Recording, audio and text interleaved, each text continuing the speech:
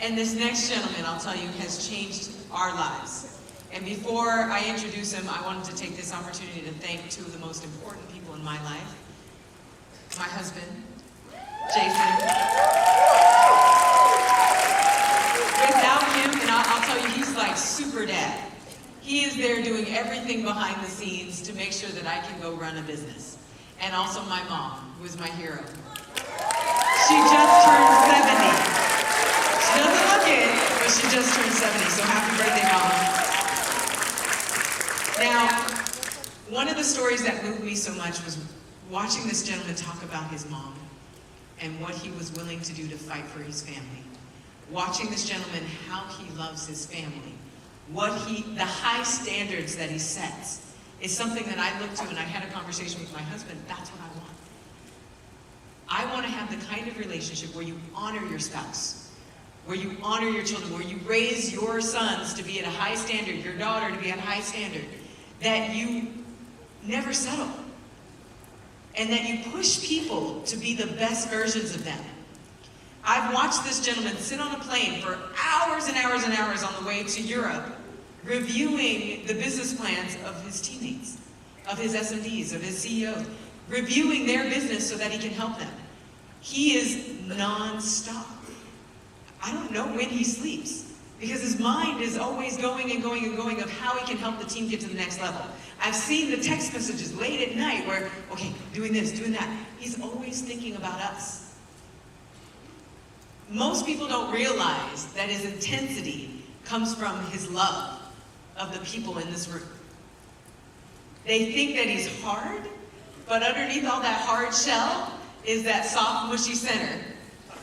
That is, yes, that soft, mushy center that is of love of this team and what we're capable of doing. And I think it's about time that we rise up and show the entire company what Team Conquer is made of. Let me introduce you to our fearless leader, Guillermo Haro.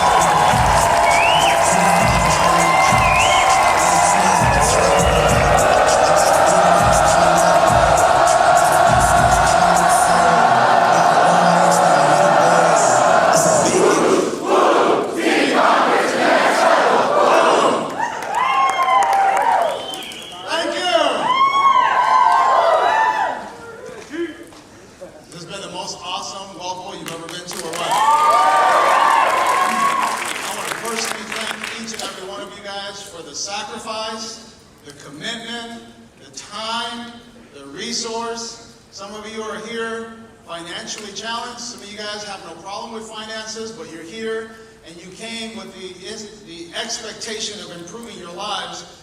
And I want to personally let you know that I appreciate you. I thank you because I know that you're making a sacrifice for you to have a better tomorrow. Who here is going to have a kick-ass 2020? Let me hear you all.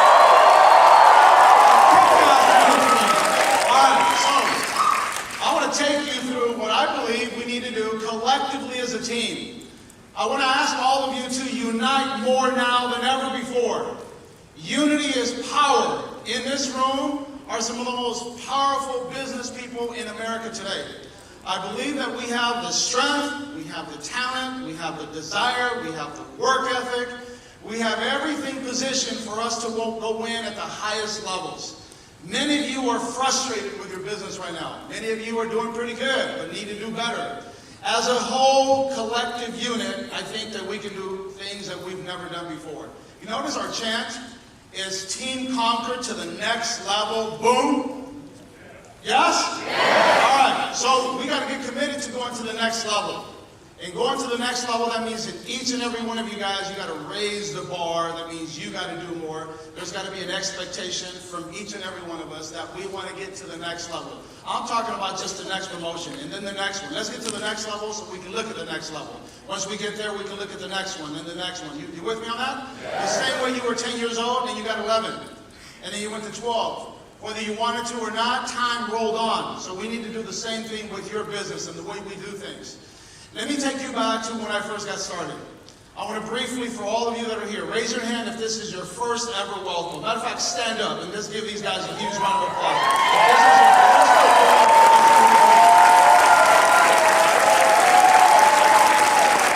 All right. Thank you. I want to challenge all of you here that are here for the first wealth goal to get to the next wealth goal. I want to challenge you to do that. This guy's been showing up to wealth goals for 20 years. Before I had mine, I showed up to someone else's, and I just made it a tradition. I was going to come back to every wealth goal better and better and better and better, and I was just going to make the commitment to come back to every single wealth goal. So, number one, I challenge you to stay in the game and get to next wealth goal right at the same location next year. Is that a deal? Yeah. Okay, so let's do that. Now, if you've not heard my story, let me take you to my story. Let me get to my first.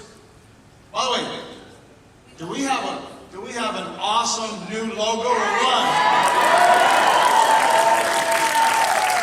Can you clap like you mean it? Like, do we have an awesome new logo?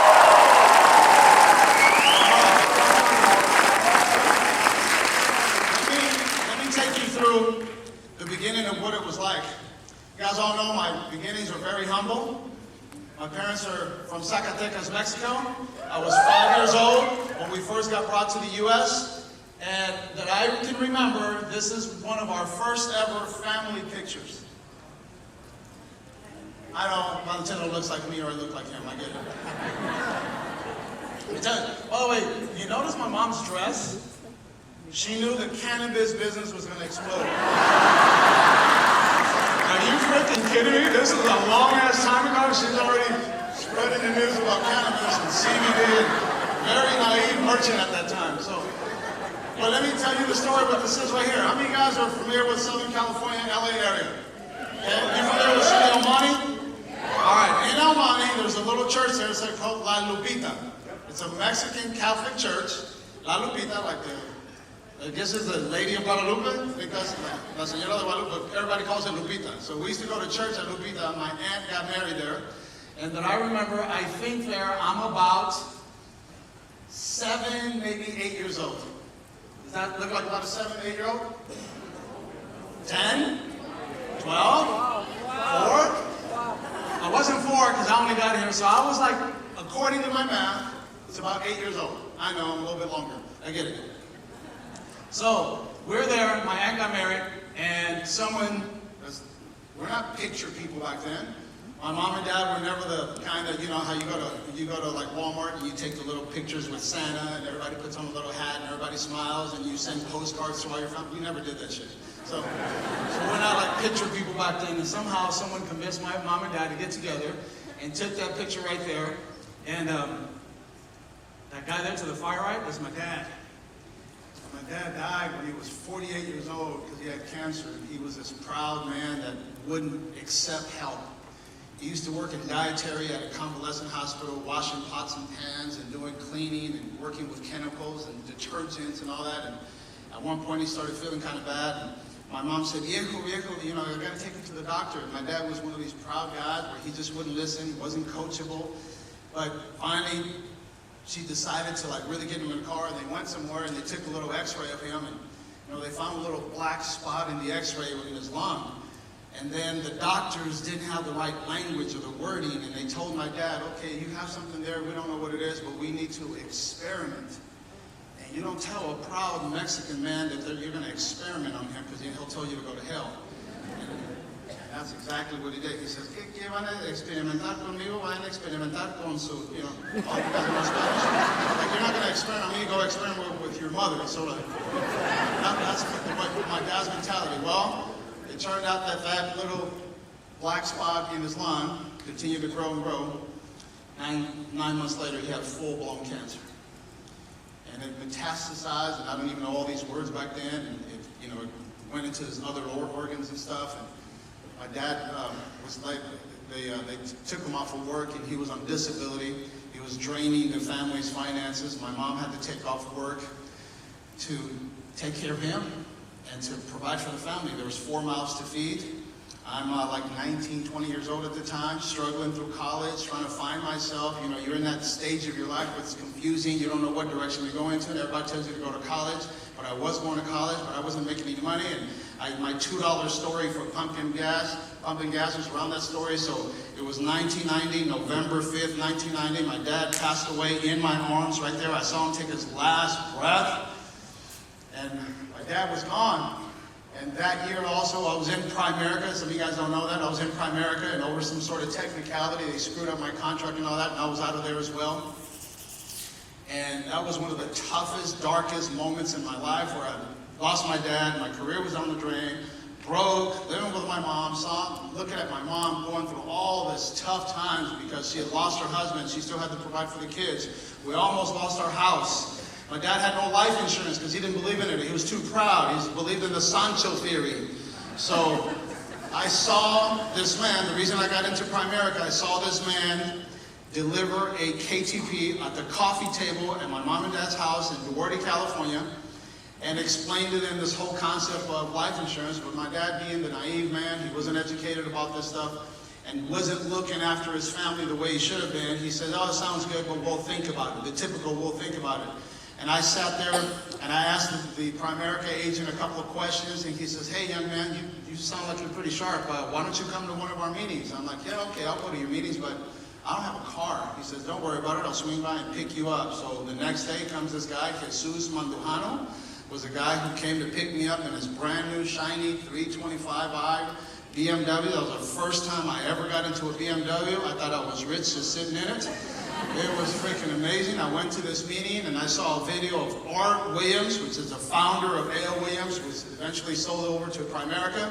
And I understood the concept of life insurance. And then my dad passed away, and I saw my mom go through all this hurt and pain and the emotional toughness of losing a husband. We didn't have any money. My mom had to scrape up money and borrow money from friends and family to bury him. And all of his friends, my dad knew a lot of friends. My dad liked to drink. He was a real social guy. All of his friends showed up. Not one of them pitched in for anything. My mom was also a little bit too prideful. She didn't want to ask for any money for the burial. And then life continued to go on, and it just gave me a new meaning. It says, man, if you're going to have a family, you better take care of them. If you're going to have a family, you better provide for them. You better be looking after them. It's no longer about you. It's about them. Today, I have a beautiful wife. I have 3 beautiful children. I have Sophia, who's 18 years old. I have Valentino, who's 6.5. And I have Maximiliano, who's 3.5. And let me just tell you, all that I think about is them if something were to happen to me. I don't want them to starve. I don't want them to go through any financial hardship. That's why we believe, I bleed deep the need for life insurance. If you have someone around you that you love, man, you better have a lot of this stuff. I often tell families when I'm sitting across the kitchen table, every man should have a big one. A policy. Every man should have a big policy. The other one helps too, right? So, my mom and dad, raising 4 kids. My brother right there, Coronado, is in the business. He's an SMD in the business as well. My sister right there, Yolanda, she's my older sister. She's the gifted one with all of her scholar skills. She's got a master's from UCLA. She's the academically gifted one. I wasn't. I was a C student. I went to school for girls, basketball, and lunch. Just to be honest with all of you guys, that's not my interest. I got through high school, went to college. My younger sister there to the far right, she looks like she's pissed off. She kind of still looks like that once in a while too. And Rosie, she spends her life trying to make people right. She's in the law enforcement business. So that is my family right there. And let's just go back and think about that and all of the memories of the financial hardships. I looked one day when we were cleaning out some, Mexicans, we have a thing called cajones, right? Like the little drawer. And somehow I ran across my mom and dad's 1040s, their tax returns from like 1985 or something like that. Do you realize my mom and dad collectively made $22,000 a year? Collectively, both of them together made $22,000 a year, feeding 4 kids paying for a house, taxes, car insurance. No, I don't think they had car insurance. Other than that, you weren't around back then. So it was just absolutely amazing how they did it. And I go back and think about it. It's like, I have cycles today well in excess of their entire annual income and the kind of sacrifice they made to give a guy like me a shot. So I want you all to think about this right here. What is your purpose? And one of my purposes is my surviving mother, right now, she's 77 years old. You've heard the story of me watching her clean someone's house on her knees for $80 a day. I'd gotten into business, I started to become pretty successful, and I saw my mom on her knees cleaning someone's toilet for supplemental income in her 60s just so that she could make another 80 bucks a day. And it just ate me up, and I told her, get off your knees. I told the lady that she was working for, she's not gonna work for you anymore. Whatever you owe her, pay her right now. And we've moved on. And since then, in between, I would say I'm the lion's share of a contributor, but financially speaking, that lady right there, I adore my mother. I take care of her from a financial standpoint, call her all the time, try to take her out, like, hey, let's get together. But it's pretty tough sometimes to be everything to everyone. But you just got to be the best you can to the people that matter most to you. Who matters most? For me, it's my mama, my wife, my kids, and you. You matter to me, Josh Williamson. You matter to me, Uriv, Pauline Coffey. All of you here that you have a relationship with me. John Kim, you matter to me. Robert Green, you matter to me. All of you here that you've had something to do with me, I want you to know that you got a good dude on your side. Dude, I'll go to bat for you. I'm loyal. I'm consistent. I'll show up. I ain't gonna be perfect. I'll guarantee you that. Some of you already found that out. But I'll always got your back. If you're on Team Conquer, you wear one of these red shirts or not, don't matter. I got your back, dude. If you're pulling for us, if you're pulling for me and my wife, I want you to know that we stand so that your life becomes better because you're with us. If you decide to follow this hierarchy, we're about you. Ed Milet has told you that, and I want you to know that I'm a long-term guy. I commit long-term. Ladies, I'm one of those few guys that's not afraid of commitment. I'm fully committed to my family, to my kids, to my business, to my teammates, to my faith. I'm fully committed to all those things. So I want you to know that you've partnered with someone that's going to be here for the long term. Longevity is one strong thing in my mind. And helping people become their best. Who are you? And who could you become? I don't see you for who you are, but I see you for who you can evolve into being. There's this empty space that's got your name on it that's a whole lot better than where you're at right now. My job is to take you there. Y'all with me? Yes. Let me show you what we're talking about here. Some of my early struggles. So my AMA date in WFG was April of 1999.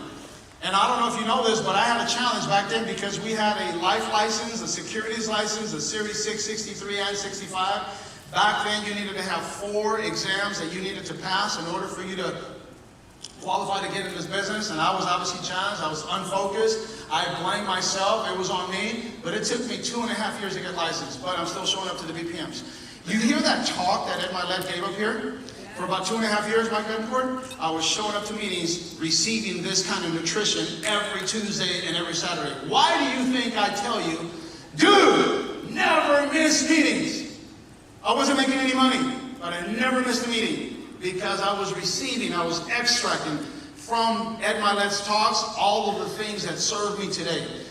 He was this kind of person that just had such an impact on who you would become. And I was showing up to these meetings and I was starting to build a team. Some of them would quit, but I just kept doing it. And then the day came, man, when I got my first check. I got licensed, and if you notice, my first check was $80. It wasn't the amount, but I had proved that I had done it, and I'd earned those $80.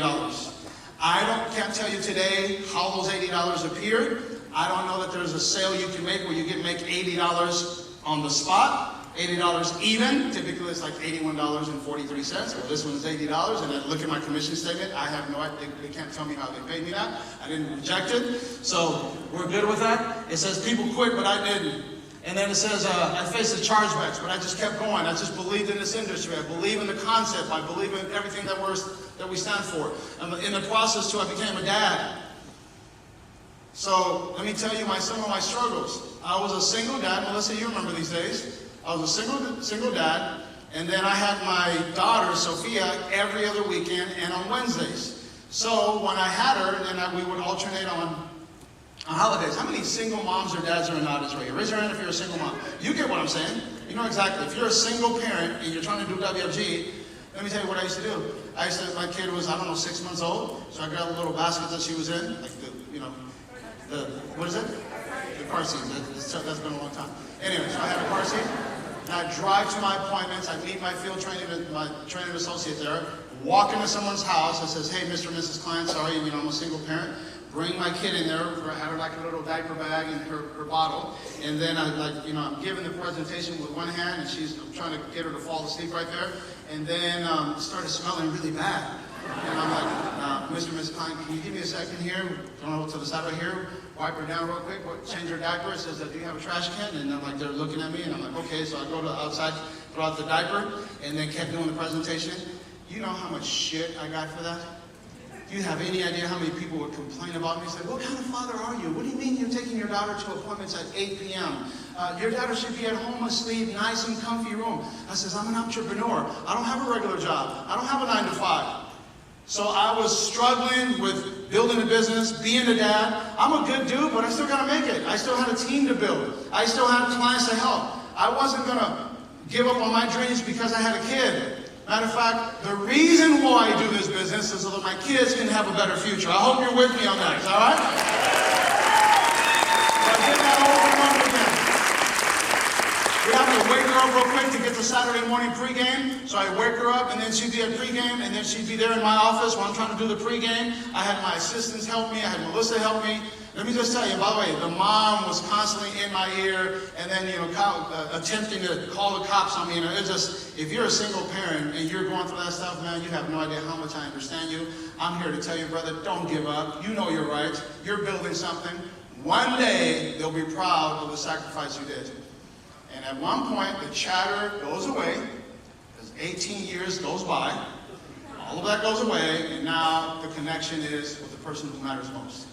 And here I am, I'm a single dad fighting custody battles in court, fighting with the attorneys, fighting with the court, fighting with how often you get, I'm an unfit dad and all that. I've been called a whole lot of bad things about that, but nevertheless, here we are. And as we're headed to the top. And then, by the way, I faced all the uncertainty. Some of you guys in here, you look at Guillermo Haro and say, oh man, he's really confident. He has all the answers. He's got all the words. No, I'm a regular human being just like you. I have my insecurities, I have my uncertainties. I appear to be confident and tall and strong, and I can do 10 pull-ups and all that. Let me tell you the reality, dude. I have my doubts just like you.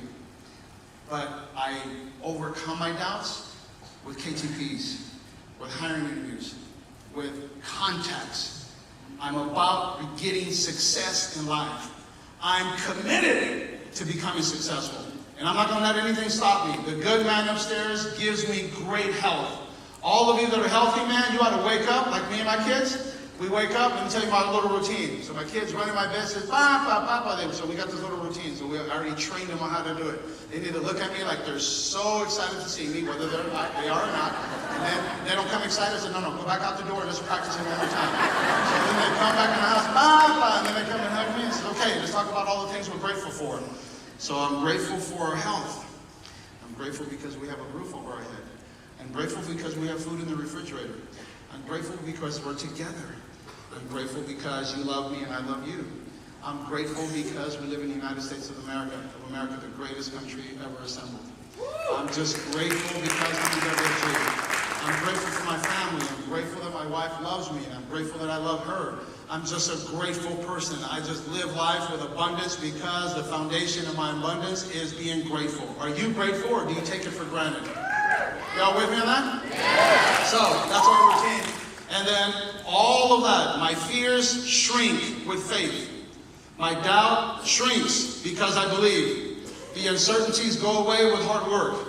You're having any of these challenges right here. Some of us face stress and anxiety. Let me tell you, dude, it's all mental.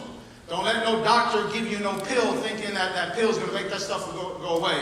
Your mental toughness and your belief and your dreams and the things that you're about, those things count way more than some prescription at Rite Aid, which just went out of business. You can laugh. Thank you.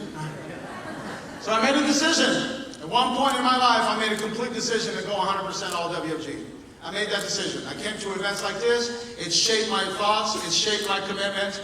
I saw other people like myself winning. The stories of the people that I continuously saw making $300,000, $500,000, $1 million, $2 million, $5 million. I'm like, if that dude can do it, man, I can do it. They're not going to outwork me. Here's a hard-working dude. I know how to do this. So my road came to a Y, and then my Y went to the right, the WFG way. I committed full-time. I quit everything else. I was just now doing WFG. And then my commitment was to be aligned with Ed Milet. 100% aligned with Ed Milet. Everything Ed Milet asked me to do, I did it. Show up to this meeting. Boom. Show up on time. Boom. Buy this shirt. Boom. Think of it this way. Boom. Alleviate this situation. Boom. Coachable. In alignment. I want you to know I take great pride in aligning myself with my leader. I recognize that Ed Milet was the single most important factor in me becoming successful. My commitment to study, to learn, to run the business format system. I needed to learn this business. We have 6 steps, 8 filters, and I learned those 6 steps and practice the filters and practice the presentation and practice the overcoming objections and the scripts and how to make a phone call. You pay the price up front. This doesn't happen down the road. This is up front. The money shows up after you pay the price up front. When you go shopping, don't you pay the price and then you enjoy it? Like ladies, you pay for the shoes and then you go enjoy them? Hello? Yes, that's what I did. So I paid the price up front. What do I mean by that? Well, I showed up to all the meetings. I passed my tests. I paid the fees. I was thinking positive. I was reading the books. I was going to the meetings for 2.5 years without making any money. That's paying the price, dude. All the custody battles, all the legal battles, all the KTPs without making money. I gave up my war market to learn the business. I understood the exchange principle. I stayed the course. I never quit. I'm not a quitter. I'm not going to quit at anything I do. I'm not a quitter. Don't associate me with the word quit. I'm going to stay in the game. I'm going to win. I'm committed. Long term. Here's the work. Never miss meetings. I had 1 to 3 guests at every BPM. 1 to 3 guests. I was constantly telling new people, hey, dude, you got to come check it out. Come check it out. You looking to make more money? Are you looking to make more money? Would you like another stream of income? And I was constantly inviting people to the meetings. This team is here because I invited someone who invited you. I'm constantly inviting people to the meetings. I had 8 to 10 KTPs a week. These are not that I had them on schedule. I actually did them. Went to 8 to 10 KTPs. Hey, dude, you want to make $1 million a year?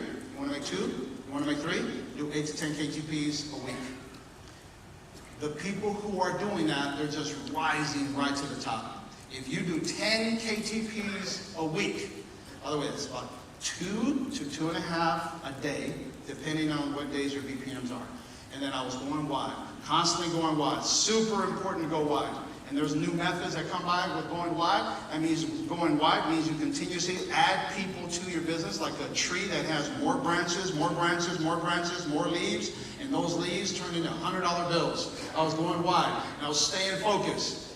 I tell the story often. When I was in my 20s and 30s, I wasn't distracted with a lot of the stuff that attracts other people. I wasn't going to Coachella. I wasn't going down to Baja for the fish tacos. I wasn't going to all the parties. I wasn't distracted with things that kept me from advancing. I was in a hurry. So the theme of this event is called The Race. I was in a hurry to get from this point to this point in my career. You can become an SMD in 3 months, or 4 months, or 8 months, or 2 years, or 5 years. It's the urgency by which you have. You have to be urgent. So it's super important to stay focused. If you stay focused, you'll get there. The belief, you got to make it happen. I'm going to make it happen. I just know that there's this internal certainty. I never want to go back to tasting what it's like to be broke. I've been broke. I remember pumping $2 worth of gas in my Volkswagen Jetta headed to East Los Angeles College to get my education, to get a good job. I remember those days. And so I'm going to make it happen. This is my shot at the big time. Legitimately, let me ask you this. If you don't make it big in WFG, what are the other options? We mentioned there's all these ways to make all this money. Not really. Not really. Not for you and I. You don't come from parents that are loaded. You're not approved for an SBA loan for $500,000, are you? You don't have 802 FICO score. You got to be like 49 years of age to have an 802 FICO score. Ask me. By the way, when you're 26, what's your FICO score? Shit. Right? By the way, banks don't loan big money to people with low FICO scores. Or we're going to borrow money. Most businesses require huge barriers of entrance. You need hundreds of thousands of dollars. You need to mortgage your house to really get started. So I believe there's a few things you can do. You can do Herbalife. I get that. You can sell Mary Kay. I can't sell women makeup, dude. I'm just sorry. I'm not going to do that. You're probably not going to do that either. So I believe in our business opportunity. I believe in the industry. Financial services is massively profitable. Our margins are huge. I believe in our company. I believe in WFG. WFG's got my back. We've proved it. WFG believes in Guillermo Haro. I believe in our products. I believe in our mission. We help people win the money game. We improve the economic position of a family. That's what we're about. We improve the financial position of a family. We're about protecting widows, protecting children, putting food on the table. We're about doing the right thing. The future belongs to us. How many of you with me that the future belongs to us? Hey, this thing is bulletproof. This thing is bulletproof. It'll stand the test of time. Recessions come and go. Other industries get knocked out when a recession hits. It's coming. 2020 smells like a recovery year. There's going to be a correction. All of you who are in WFG and have a team, you'll see how it goes in your favor. Recessions are made so that the people who are prepared prosper. Are you with me? Yes. The changes. You need to change your mindset. You need to be responsible. Change your mindset. It's massively important to change you need to change your beliefs, your habits, your associations. Some of us still have friends that are not for our future. Please be ready to let go of the people, the connections you have that right now are an anchor in your progress. You're trying to get to the top, and they're dead weight. And be okay with spending less time with people that don't serve your future. The future is for those who see it like you. You see the future, you see prosperity, you see abundance, you see happiness in your future, you belong with us. How about changing your language? Other than Ed Milet's 2 swear words, his language is pretty good, huh? So I'm trying to change my language, the language of happiness, of being positive, of being in a position to live life with anticipation. I expect my life to get better and better and better and better as the years go by. My life has gotten better. WFG is the antidote. It's just the steroids for this thing to just get bigger. And by the way, it's good kind of steroids, not like any other stuff. Anyway, the vision for the future. Here we go. Here's our vision. Are you with me on this? Yes. Hello? Yes. Here we go. Everybody pull out your phones and take a picture of this right here. This is our goals. They're massive. And I think we have in the room right now the strength, the people, the resources. These are our goals. Number 1, Team Conquer is going to be the top 10 in recruiting and production in all of WFG. We should be in the top 10. Are you with me on that? All right. So we're going to be in the top 10. We can do that next year. All right? We're going to have 10,000 licensed associates. Here's the deal. Each of you go get a few more, and we're there. Each and every one of you guys go get a few more. Some of you guys are going to get 6, some of you guys are going to get 10, some of you guys are going to get 4. If each of you guys went and got a few more, we'd have 10,000 licensed agents across North America. We got some people here in the audience that are getting ready to explode recruiting throughout the United States. We have offices now in Florida, we have offices in Atlanta, in Texas, New Mexico, Utah, Nevada, Idaho, Pennsylvania. We have offices in places I've never heard of. That's pretty cool, huh? There's names that we override that I've never seen before. I don't know some of the people we override. That's a good problem to have. How many of you guys want that kind of problem? You want to have names on your people that you override. How about 1,000 of you guys have a WFG $100,000 ring? 1,000. All right, that would be like all of you guys here that has a ring on your finger. How many of you guys want a ring on your finger from WFG? Especially ladies who want a ring on your finger. All right. You know we're going to have $100 million earners. Most of them are in this room already right now. Let me just tell you, man, you're at 300,000, 400,000, it's just boom, a little spin to it, a little bit more conviction, a little bit more work ethic, a few more appointments.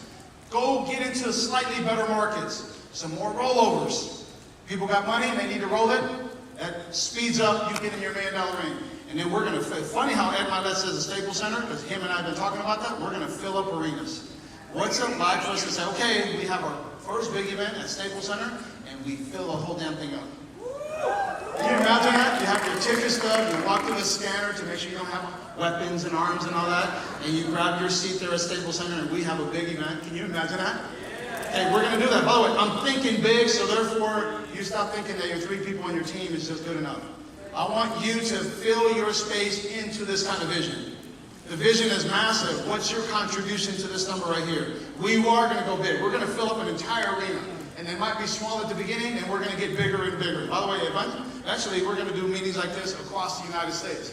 Here we go, the WFG, the pay cycles. Do you know that we get paid every Tuesday and every Friday? Yes. Do you know that? Yes. All right, well, you got to take full advantage of that. This company pays twice a week. For the last 18 years since I've been licensed, we've gotten paid every Tuesday and every Friday. That's one of my biggest motives.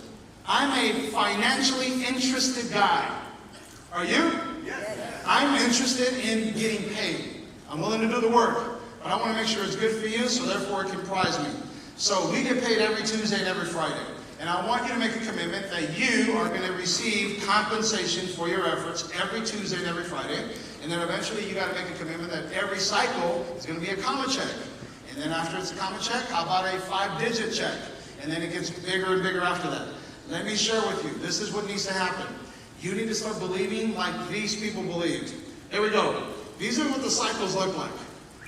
$115,000 on a cycle? There's some pharmacists out there, or an RN, that makes $115,000 a year with lots of overtime, or someone in law enforcement that makes $115,000 at a job. Dog, we make it on a cycle. A cycle? You kidding me? Look at this. What about that cycle? What about that one? WFG people make big ass money. Do you know that? Big money. $250,000 a cycle. We have 8 cycles a month, and there's one of them. You want to wake up a little bit? By the way, does your boss at your job roll like this? $250,000 a cycle? Okay, there's a small one. There's another small one. By the way, we turn people's annual income into per cycle income. What about that one? By the way, 1099 income, not W-2. Most of us have been raised to go get a check where they strip you of all these taxes. This is not the case. This is all 1099. And then we talk about another one. It's just tons of money. Now, who are these people that are making all this money? Well, they're people like you who believed. Let me show you some of them. There's my good friend right there, Ben and Tiffany Spangle. We just went to a Dodger game here when the Dodgers lost to the Washington Nationals. That game, we hung out with Ben Spangle, Canadian dude. Real normal, regular Canadian guy, boom, just made $500,000. What's the difference between Ben and you? He just brought more people to the meetings and sat across more kitchen tables and got a little bit urgent with it. Then we have this other couple right here, Chris and Beverly Facundo. I know them. Filipino couple, great people. And they just went over $500,000. We have Jay Gauthier down the street from my office. Jay Gauthier just made over $500,000. And by the way, that's not what his hair looks like now. Did you guys see him at convention? Holy shit, looked like a loaf of bread on his head, right? So you guys know I was jealous. I'm like, how the hell I gotta get that hair and I got this? Our very own He spits out $1 million earner after $1 million earner over and over again. We got another one. This is my buddy Chris Phelps. Just played golf with him at Colorado Country Club in outside of Denver. He just went over $1 million. So whether you do it this way or that way, it can be made. This guy primarily focuses on a lot of securities, doesn't have a big recruiting base shop, but he works his tail off, makes over $1 million. And then we got Johnny Q, another $1 million earner. And then we have Jenny Lee, women making $1 million a year. And then we have Paxton, used to be a cop. This guy used to arrest people for a living. Someone invited him to a meeting. The guy makes $1 million in WFG. He used to be a cop, been in the business 5 years. Been in the business 5 years. By the way, completely moved his family from one city to way across Canada. And Paxton and I, we become great friends. He's a good golfer. Him and his wife are awesome. So Paxton Fritz is his name. And then how about Victor? Making $1 million. How about Julie Zong? I don't even know how to pronounce his name right, but he still makes $1 million. Is that awesome? Makes $1 million. Look at this. Rico Suave from... Richard, I thought that was you for a minute. Look at that, $1 million earner up in Vancouver, Canada. Ling Lee, also making $1 million. By the way, these are all this year. This is not like 10 years ago. All these people made this income this year. So is it doable or what? And then we have Terry Johal, lives about 3 miles from here. What is he? Indian, Pakistani, something like that. He speaks Urdu or what's the other one? One of those. Anyway, $2 million. And then you got Hong Dai. She now crossed over $3 million in income. She was a computer engineer, software, all that stuff. How about Wang and Lucy Wan Yang? $4 million earner. He's a doctor. A doctor making real money, not doctor money. How about Shirley? Tiger, remember? ¿Te acuerdas de Rocky Sheep? Mira. He made a grip. $4 million for Rocky Sheep. How about Rajan? By the way, people of all walks of life, $6 million a year. And all of you guys that are new, you've probably not seen this. This guy used to drive a taxi cab in Toronto, Canada. And someone says, hey man, you want to drive a taxi cab for the rest of your life? He says, no, what do you got? Why don't you come to this meeting? Went to the meeting, studied it, got started. I don't know, 11, 12 years later, he's making $6 million a year. He's recruited almost every turban-wearing person in Canada.